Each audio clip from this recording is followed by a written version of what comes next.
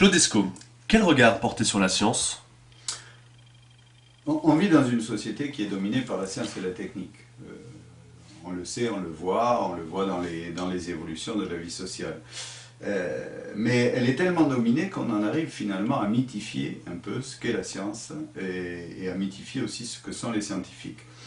Pourtant, quand on regarde Tchernobyl, Seveso, le scandale de l'amiante, plus près de nous maintenant Fukushima, on pourrait se dire quand même qu'il y a des choses à interroger. Et donc, moi ce que je voudrais, c'est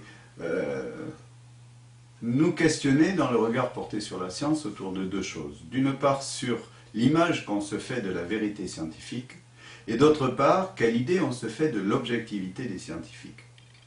Sur la question de la vérité scientifique, bon, on vit dans à la télévision, on voit, c'est scientifiquement prouvé, vous avez le gars en blouse blanche qui vient vous prouver la force des choses, et qui en même temps construit l'idée que la science dit la vérité.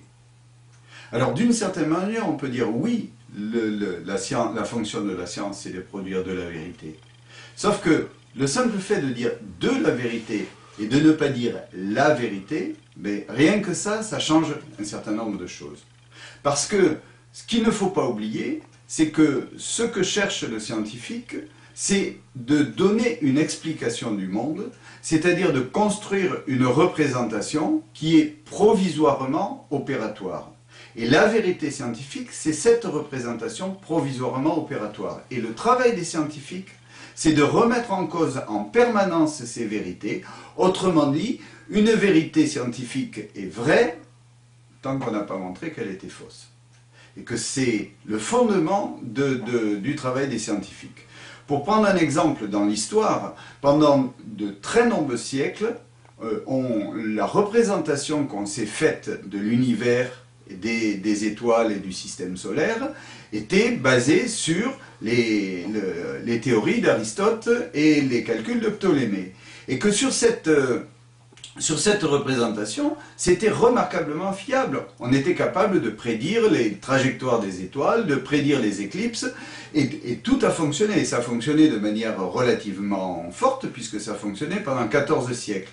Il a fallu attendre le début du XVIe siècle, c'est-à-dire au moment où des outils techniques nouveaux sont arrivés, pour s'apercevoir que cette explication, cette représentation, cette théorie scientifique avait quelques failles. On a commencé par corriger petit à petit les failles, jusqu'à ce qu'à un moment, Copernic propose une autre représentation, une autre explication, une autre vérité.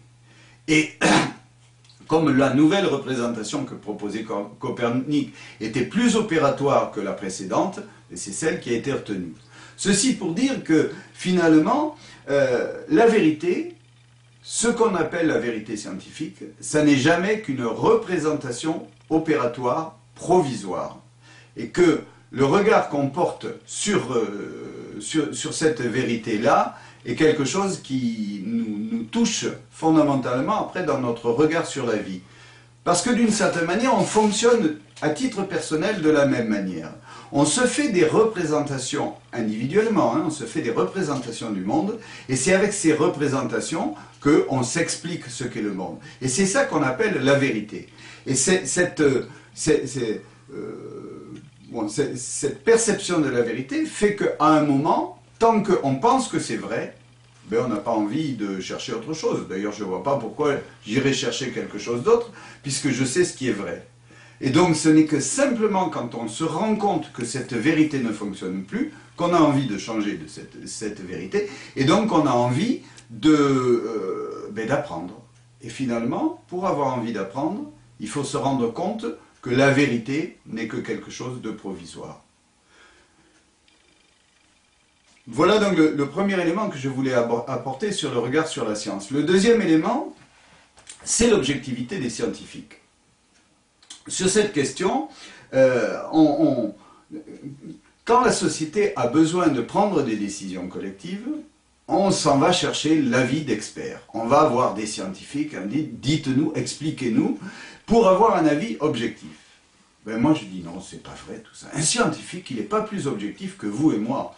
Un scientifique, il peut être de mauvaise foi, il peut s'être trompé parce que le système dans lequel il vit, les représentations qu'il a le trompent, comme n'importe quel autre être humain. Et ce qui est objectif, c'est pas l'individu, c'est l'organisation sociale de la science qui rend les choses objectives. Et que cette confusion qu'il y a entre l'objectivité d'une organisation sociale et l'objectivité d'un individu, ce que ça produit, c'est que ça produit après de la dépendance de pouvoir vis-à-vis d'une personne. Et pour qu'on comprenne bien cette différence, moi je voudrais dire un peu le cheminement de l'organisation sociale de la science, celle qui la rend particulièrement et de manière assez remarquable, opératoire, fonctionnelle et qui fait progresser l'ensemble social. Premièrement, une recherche, ça s'inscrit dans un corpus de connaissances. C'est-à-dire qu'un scientifique, ça d'abord regarde ce qui a déjà été découvert préalablement, l'état des connaissances actuelles, et ça inscrit sa recherche dans ce domaine-là. Le deuxième élément, c'est qu'il est professionnellement formé pour déterminer une question particulière, un problème sur lequel il a envie de faire avancer la connaissance. Quand je dis professionnellement formé, ce sont les études doctorales qui forment un scientifique à cette question-là. Le troisième élément, c'est que tout ceci, ça débouche sur la réalisation d'une expérience nouvelle réussie. Et que cette expérience nouvelle réussie, il va la décrire, c'est le quatrième point, avec des conventions qui sont des conventions qu'il a apprises dans sa formation scientifique. Je ne citerai pas l'ensemble de ces conventions, mais je citerai les trois qui me paraissent les plus importantes. La première, c'est qu'il décrit les méthodes de recherche qu'il a utilisées pour réaliser son expérience. La deuxième, il décrit le domaine de validité de l'expérience.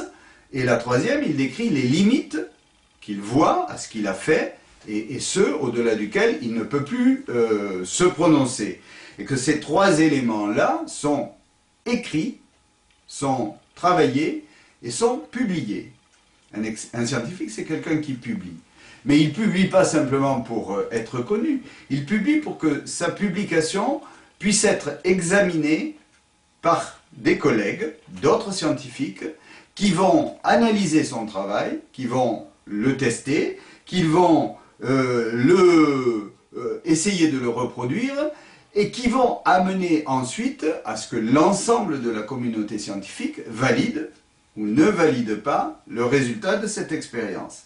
Et à l'issue de tout ça, éventuellement, le travail de recherche sera intégré dans le corpus de connaissances. C'est cette démarche-là qui permet d'avoir de l'objectivité. Ce n'est pas l'individu qui a de l'objectivité.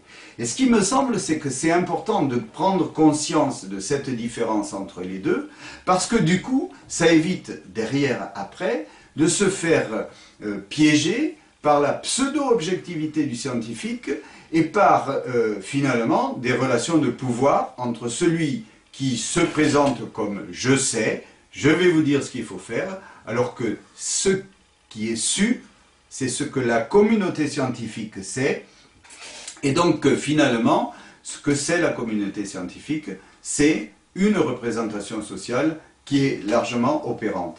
Et c'est en regardant ces deux éléments, l'élément de la vérité et l'élément de l'objectivité, qu'on peut comprendre ce que peut être la science. Et la difficulté là-dessus, c'est de prendre le recul nécessaire, parce que ce double regard, ça n'est pas un regard qui est inné comme ça et qu'on a dans la tête, c'est quelque chose qui s'apprend, et c'est quelque chose qui demande une réflexion et qui s'apprend en vivant ces situations-là.